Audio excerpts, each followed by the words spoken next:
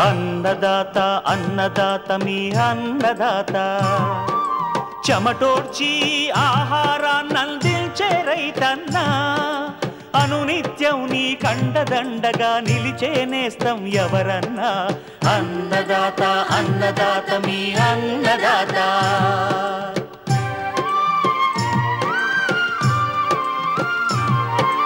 నూతన రీతుల సాగుబడికి నూరింతలు పెరిగే దిగుబడికి సూచనలిచ్చే సస్య రక్షణకు పశు పోషణకి శాస్త్ర విజ్ఞానం అందించి ముందుకు నడిపే తెలుగు రైతు భారతదేశానికి మకుటం అయ్యేలా తీర్చిదిద్దే ఆశయంతో మిమ్ము మేలు కొలిపేది అన్నదాత అన్నదాత అన్నదాత మీ అన్నదాత అన్నదాత అన్నదాత మీ అన్నదాత. అన్నదాత ప్రేక్షకులకు నమస్కారం. ఈనాటి ముఖ్యాంశాలు: వేసవి బెండలో రైతులు పాటించాల్సిన సస్యరక్షణ పద్ధతులు, శీతాకాలపు పంట కోసం ప్రస్తుతం జామ తోటల్లో చేపట్టాల్సిన యాజమాన్య పద్ధతులు, వేసవిలో పట్టుపురుగుల పెంపకంలో మెలకువలు, ఇంకా జై కిసాన్ వ్యవసాయ సమాచారం.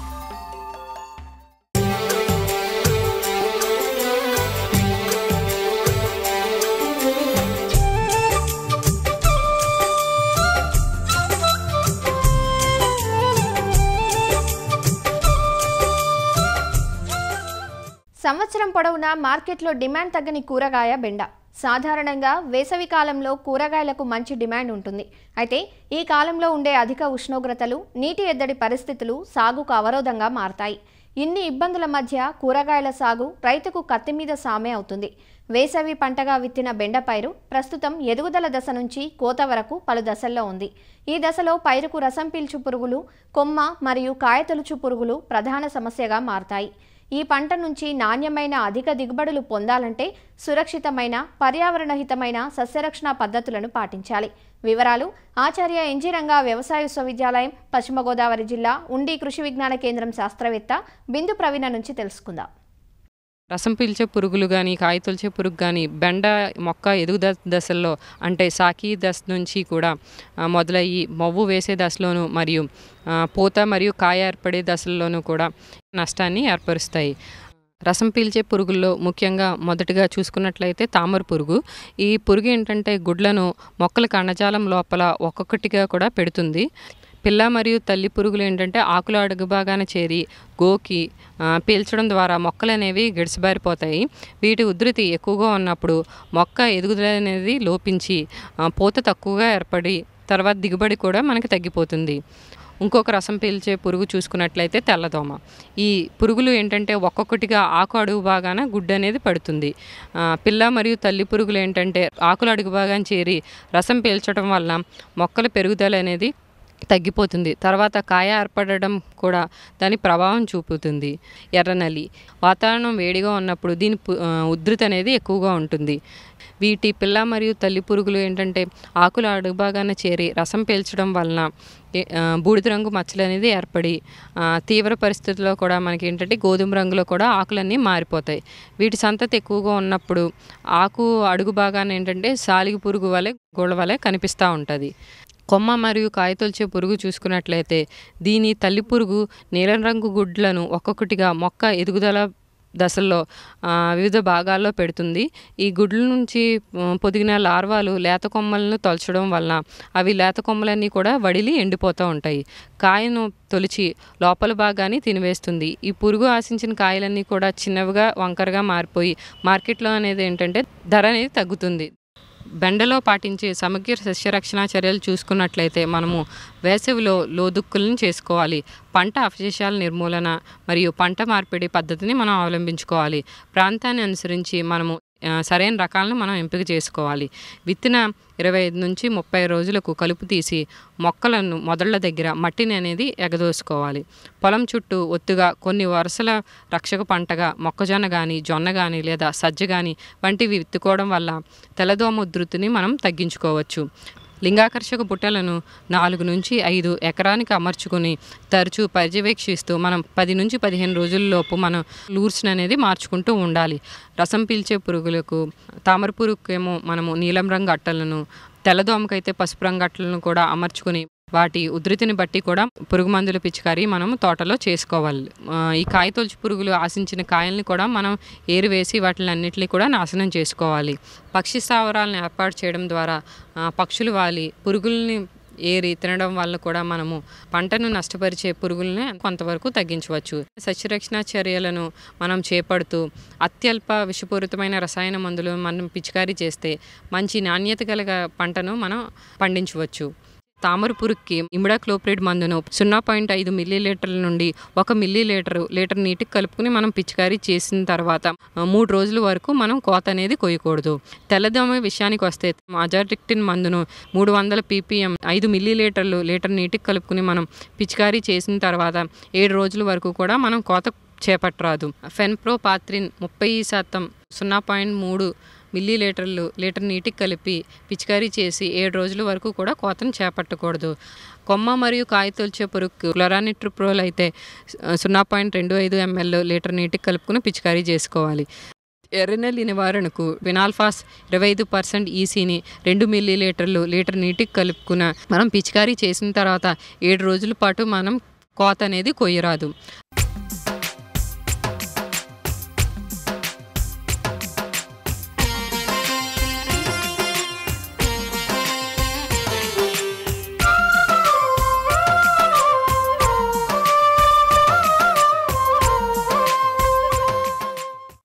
ఇంటి పట్టునే ఉండి తక్కువ పెట్టుబడితో నికర ఆదాయం పొందే వ్యవసాయ అనుబంధ రంగంగా రైతుల మన్ననలను పొందుతోంది పట్టు పరిశ్రమ.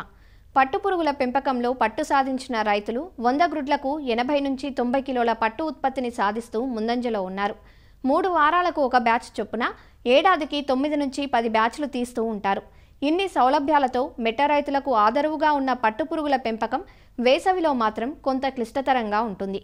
అతి సున్నితంగా సుకుమారంగా ఉండే పట్టుపురుగులు వేడిని ఎంతమాత్రం తట్టుకోలేవు. అందుకే అధిక శాతం రైతులు ఈ కాలపు పంటను నష్టపోతూ ఉంటారు. అయితే కొన్ని యాజమాన్యపు మెలకువలను పాటిస్తే ఈ నష్టాలను అధిగమించి మంచి దిగుబడులను సాధించే అవకాశం ఉంది. ఎలానో చూద్దామా మరి?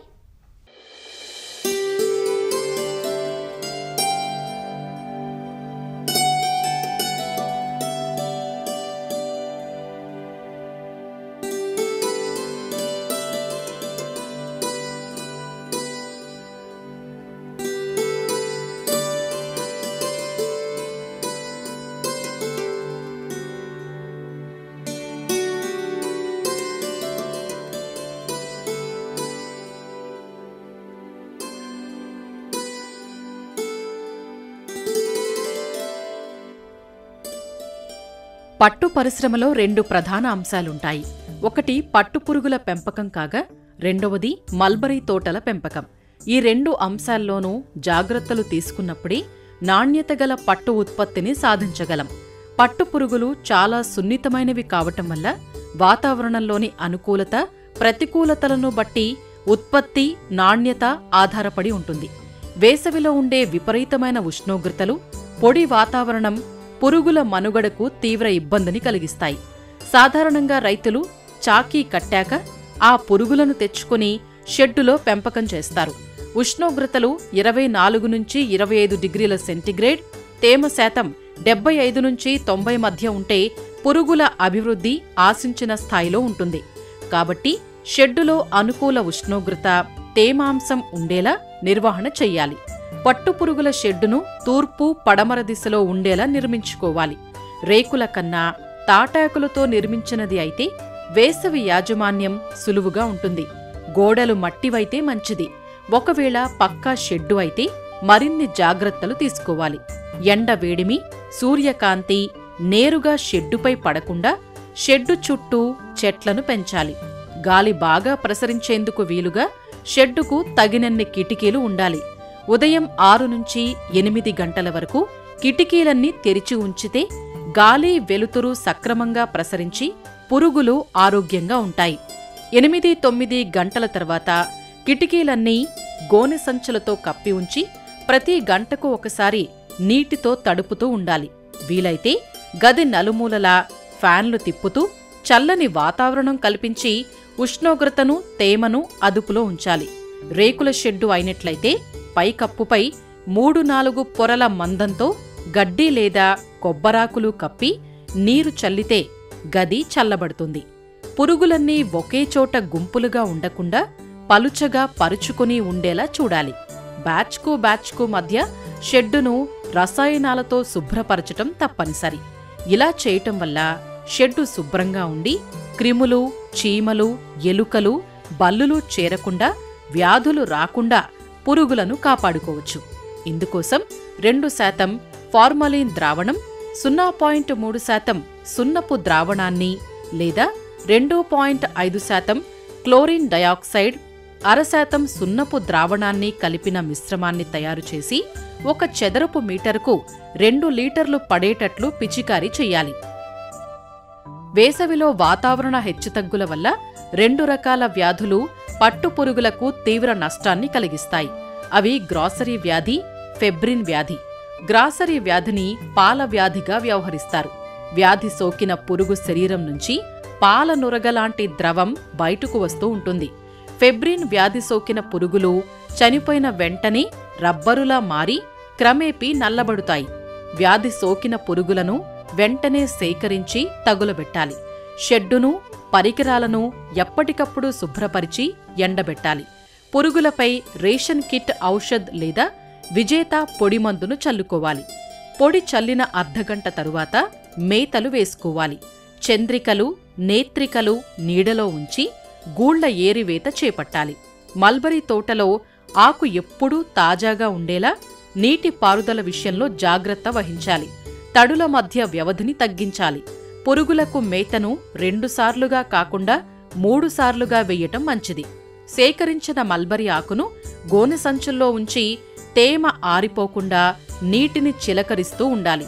గది చుట్టూ బ్లీచింగ్ పౌడర్ చల్లి లోపలికి ఎలాంటి క్రిమికీటకాలు చేరకుండా జాగ్రత్తలు తీసుకున్నట్లయితే వేసవిలోనూ పట్టుపురుగుల పెంపకాన్ని లాభదాయకంగా చేపట్టవచ్చు.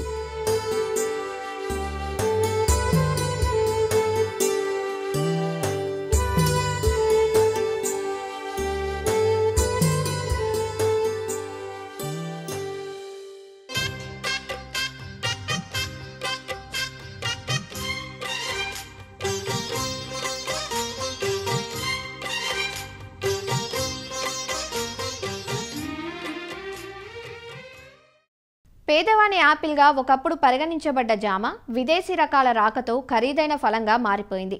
దీనికి తోడు అధిక సాంద్ర విధానంలో ఎకరాకు 400 నుంచి 1000 మొక్కలు నాటుతూ అత్యధిక దిగుబడులను సాధిస్తున్నారు కొందరు రైతులు. జామ నుంచి ఏడాదికి 3 పంటలు తీసుకునే అవకాశం ఉన్నా వీటిలో శీతాకాలపు పంట నాణ్యంగా ఉంటుంది. కాపు నియంత్రణ ద్వారా మనం ఏ సమయానికి కాయ కావాలనుకుంటున్నామో అందుకు 6 నెలల ముందుగా కొమ్మ కత్తిరింపులు చేసుకొని నీరు, పోషక యాజమాన్యం చేపడితే మనకు కావలసినట్లుగా పంట తీసుకోవచ్చు. శీతాకాలపు పంట తీసుకోవాలంటే జామ తోటల్లో ఇప్పుడు కొమ్మ కత్తిరింపులు చేయాలి. అందుకు ఎలాంటి యాజమాన్య పద్ధతులు అనుసరించాలో తెలియజేస్తున్నారు శ్రీ కొండా లక్ష్మణ్ తెలంగాణ రాష్ట్ర ఉద్యాన విశ్వవిద్యాలయం పరిశోధనా సంచాలకులు డాక్టర్ భగవాన్. జామ తోట యాజమాన్యం కనుక మనం చూసినట్టయితే జామ మన రాష్ట్రంలో మనము చలికాల పంటగా తీసుకుంటాం. చలికాల పంటగా అంటే మనకి పంటని మనము అక్టోబర్, నవంబర్ నుంచి మనము జనవరి, ఫిబ్రవరి వరకు మనము తీసుకునే పంట అన్నమాట. జామలో 3 పంటలు వచ్చినప్పటికీ అంటే వర్షాకాలము, చలికాలము, సమ్మర్ క్రాప్ కూడా వచ్చినప్పటికీ కూడా మొత్తం సంవత్సరంలో మనము ఒక్క పంటని తీసుకున్న ద్వారా మనకి రైతుకి నాణ్యమైన అధిక దిగుబడి పంట వస్తుంది. ఇప్పుడున్న పరిస్థితిలో పంటంతా కూడా అయిపోయింది. ముఖ్యంగా ఇప్పుడు జామకి మంచి పంట రావాలంటే మనము ముందు జామని మార్చు, ఏప్రిల్, మేలో కంప్లీట్గా మనము బెట్టకు వదిలేయాలి. బెట్టకు వదిలేయాలంటే మొత్తం చెట్టంతా కూడా, ఆకంతా కూడా రాల్చే విధంగా మనం చేయాలి. చెట్టుకు నీరు ఇవ్వడం ఆపేసామంటే ఆకంతా కూడా రాలిపోతుంది.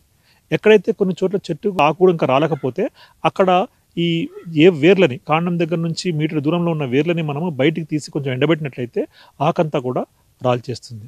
ఈ విధంగా ఆకంతా కూడా రాల్చిన తరువాత మే చివరి దశలో మనం చెట్టుని స్వల్పంగా ప్రూనింగ్ చేసుకోవాలి. అంటే స్వల్పంగా అంటే ఎక్కడైతే కొమ్మలు కొన్ని కొమ్మలు ఎండు కొమ్మలు ఉంటాయో ఆ ఎండు కొమ్మల్ని పూర్తిగా తీసేసి లైట్గా ప్రూనింగ్ చేసుకోవాలి. ఈ ప్రూనింగ్ అనేది మనకు చెట్టు ప్రతి ఒక్క కొమ్మ చివరి దగ్గర నుంచి 1 మీటర్ దూరంలో వరకు మనము కత్తిరింపులు చేసుకోవచ్చు. మనం కత్తిరింపులు చేసిన తర్వాత మనము జూన్ మొదటి వారంలో చెట్టుకు నీరు అందియాలి. ఈ విధంగా చెట్టుకు నీరు అందించడం ద్వారా మొత్తం ఆకంతా కూడా ఒకేసారి వస్తుంది. మరి ప్రతి ఒక్క చెట్టుకి ఆకు వచ్చినప్పుడు ఆ ప్రతి ఒక్క ఆకుకి కనుపు దగ్గర మనకి పూత వచ్చే అవకాశం ఉంటుంది.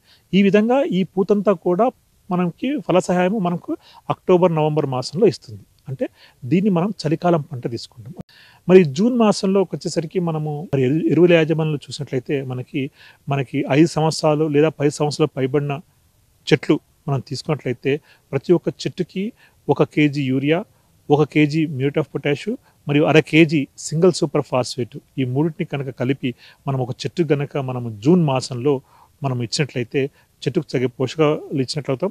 అదేవిధంగా 25 కేజీల నుంచి 50 కేజీల వరకు పశువులు కూడా ఇచ్చుకోవచ్చు. ఈ విధంగా పోషకాలను మనము చెట్టుకు అందించినట్లయితే పిందెలు బాగా కట్టి ఆ పిందెలు బాగా సైజు కూడా పెరిగి ఫలసాయాన్ని మనకి ఇస్తాయన్నమాట. అదేవిధంగా ఈ పూత సమయంలోనే రైతులు ముఖ్యంగా లింగాకర్షణ ఎరలు అమర్చుకోవాలి. అంటే మిథైల్ యూజినాల్ ట్రాప్స్ అంటారు వీటిని. ఈ మిథైల్ యూజినాల్ ట్రాప్స్ అనేవి మనకి మార్కెట్లోనూ అన్ని సీడ్ కంపెనీస్లోనూ కూడా దొరుకుతుంది. ఈ మిథైల్ యూజినాల్ ట్రాప్స్ని మనం ఎకరానికి 5 నుంచి 8 వరకు కనుక పెట్టినట్లయితే మనకి ఈ యొక్క పురుగులు ఏవైతే ఉంటాయో ఆ పురుగులను ఆకర్షించి అవి ఆ బుట్టలో పడతాయి, మనకి పండు మీద పడకుండా ఉంటుంది. అదేవిధంగా మనకి కాయ సైజు బాగా పెరగడానికి మనకి ఆగస్ట్ సెప్టెంబర్ మాసంలో ఈ 13045 అనే ఫెర్టిలైజర్ గ్రేడ్ మందుని 10 గ్రాములు 1 లీటర్ నీటిలో కలిపి అదేవిధంగా దాంట్లోనే మనము జింక్ అనే దాన్ని 1 గ్రాము 1 లీటర్ నీటికి కలిపి అదేవిధంగా బొరాన్ 20% బొరాన్ కూడా 1.25 గ్రాములు 1 లీటర్ నీటిలో కలిపి కనుక జామ చెట్లకు పిచికారి మొత్తం చేసుకున్నట్లయితే జామ కాయ సైజు బాగా పెరిగి సకాలంలో అంటే అక్టోబర్ నవంబర్లోనే మనకి కాయలు ఇవ్వడం జరుగుతుంది.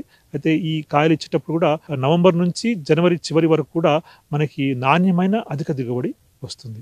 ఈ చిన్నపాటి 3 మెలకువలు పాటించి జామ రైతులకి అధిక దిగుబడి సాధించవచ్చు.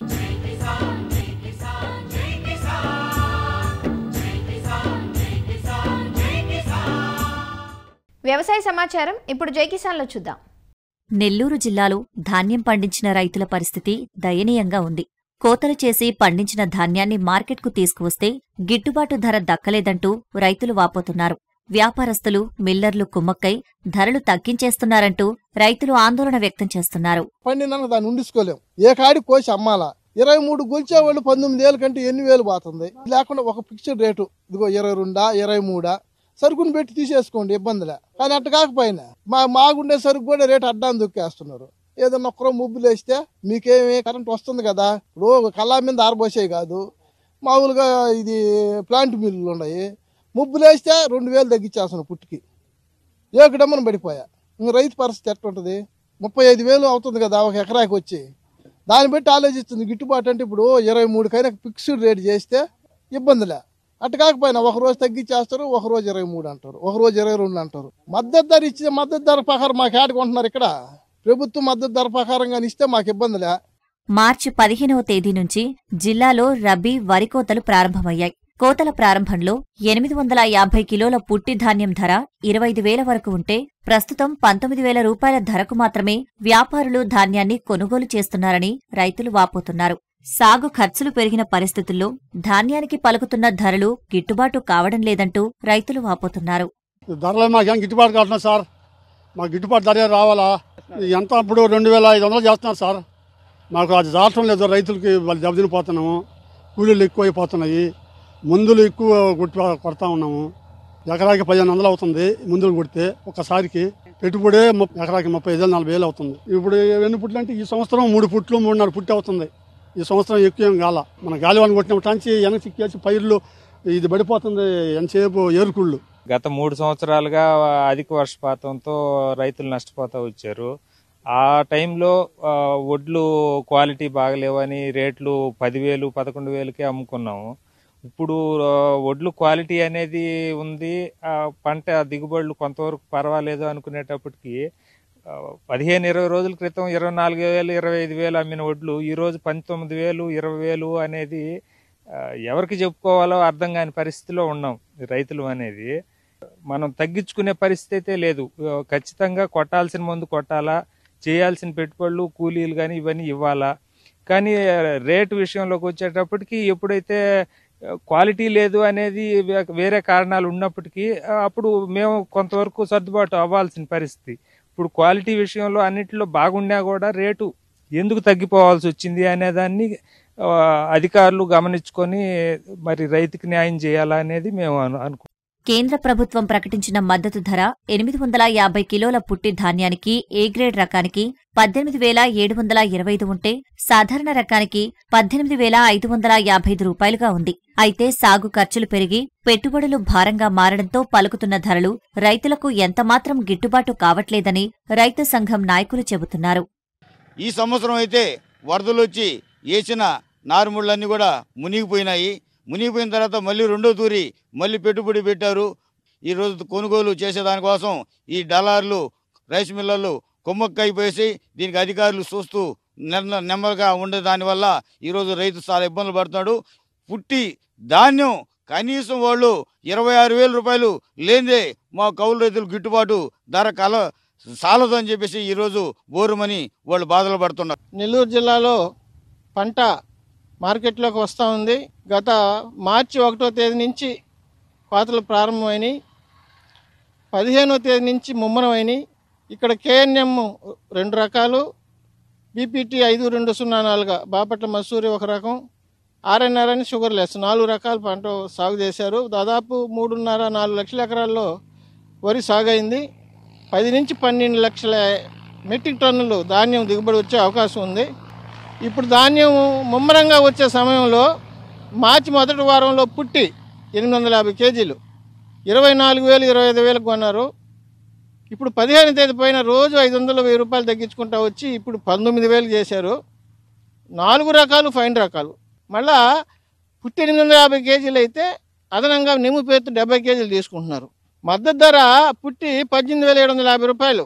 అది గిట్టుబాటు కాదని రైతులు, జిల్లాలో ఉండే రైతులందరూ చెప్తున్నారు. మాకు 25,000 పెట్టి బయట రాష్ట్రాల నుంచి వచ్చి వ్యాపారస్తులు కొంటా ఉంటే మీరు అధికారులు మద్దతు ధర కంటే ఎక్కువ కొంటున్నారు కదా, ఇప్పుడు తగ్గించారని మీరు ఎట్ట అంటారని చెప్పి మమ్మల్ని ప్రశ్నిస్తున్నారు. మేము కలిసినప్పుడు అధికారులు మేము చెప్పేది ఏంటంటే మద్దతు ధర చాలా తక్కువ అండి.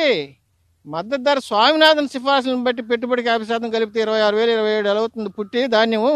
అది మన రైతులు అడుగుతున్నారు. ఇప్పుడు రేటు ఉంది కాబట్టి మేము అడిగేది ఒకటే, బయట నుంచి వచ్చే వ్యాపారస్తులకి మీరు రక్షణ కల్పించండి. ఈ జిల్లాలో మిల్లర్ రైతులు ఒకటయ్యారు, వాళ్ళు రానియడం లే. వాళ్ళు కనిస్తే 26,000 25,000 కొంటున్నారు. జిల్లాలో రైతులకు మంచి ధరలే వస్తున్నాయని వ్యవసాయ శాఖ సంయుక్త సంచాలకులు సత్యవాణి చెబుతున్నారు. మద్దతు ధర కంటే తక్కువగా వ్యాపారస్తులు కొనుగోలు చేస్తుంటే జిల్లాలోని అన్ని రైతు భరోసా కేంద్రాలలో ఉన్న ప్రభుత్వ కొనుగోలు కేంద్రాలలో తమ పంటను అమ్ముకోవాలని సూచించారు. ఎక్కడ ఏ ప్రాంతంలో కొనుగోలు చేసినా మనకి ప్రొక్యూర్మెంట్ సెంటర్స్ ఉన్నాయి. వెంటనే మీకు ఎక్కడైతే రేటు తక్కువగా ఉందంటే ఆ రోజు ఆ ప్రొక్యూర్మెంట్ సెంటర్లో వెంటనే సేల్స్ మనం తీసుకోవడం స్టార్ట్ చేస్తాము. ఎందుకంటే రెడీగా ఉన్నారు మన ఏజెన్సీస్ అన్నీ రెడీగా ఉన్నాయి. ప్రొక్యూర్మెంట్ సెంటర్స్ పెట్టుకొని ఎక్కడైనా సరే ఏ రైతైనా సరే మన దగ్గరికి వచ్చి బయట మార్కెట్లో రేటు తక్కువగా ఉందని మరుక్షణమే మనం కొనుగోలు చేయడానికి సిద్ధంగా ఉన్నాం. అధికారులు తక్షణం స్పందించి గిట్టుబాటు ధరకు ధాన్యాన్ని కొనుగోలు చేసేలా తగిన చర్యలు చేపట్టాలంటూ రైతులు కోరుతున్నారు. మరిన్ని విభిన్న అంశాలతో రేపటి అన్నదాతలో మళ్ళీ కలుసుకుందాం. అంతవరకు సెలవు. నమస్కారం. అన్నదాతలు తమ సందేహాలు, సమస్యలను 1800-425-4085 టోల్ ఫ్రీ నెంబర్లో ఉదయం 10 గంటల నుంచి 11 గంటల మధ్య పని దినాల్లో సంప్రదించగలరు. ఈ కార్యక్రమాన్ని ఈటీవీ విన్ మొబైల్ యాప్లోనూ వీక్షించండి. యూట్యూబ్లో www.youtube.com/annadata ETV లింక్ ద్వారా వీక్షించవచ్చు.